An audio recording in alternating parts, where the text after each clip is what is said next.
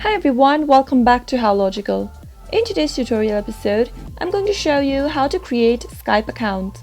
To learn how, keep watching the video till the end and subscribe to our channel by hitting the subscribe button if you have not yet. Press the bell icon so that YouTube will notify you whenever we post a new video. To create Skype account, you can go to your web browser and search for skype.com and enter the official website, or you can download Skype application on your device. After you've downloaded the application, tap open the application and in the very first interface of Skype, tap on Let's Go.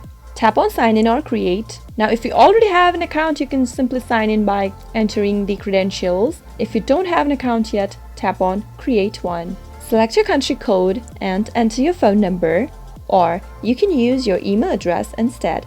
To do so, tap on Use your email address instead. Type in an email address for your account and tap on the Next button. Now, create a password for your account and tap on the Next button again.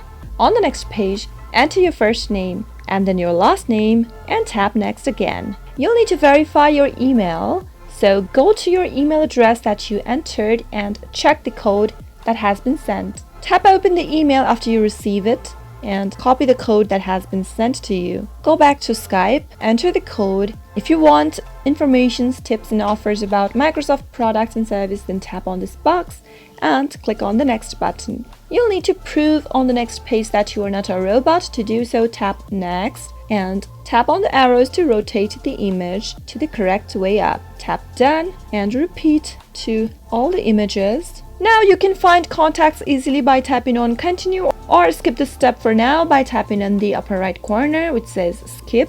Tap on Continue and allow Skype to record audio, pictures, and you are done. You've successfully signed up to Skype with these few simple steps. That is how you can do it. I hope the tutorial was helpful to you. If it was, go ahead and give it a thumbs up. Comment down in the comment box if you have a question or a feedback for us. I'll surely be back with more tutorial episodes.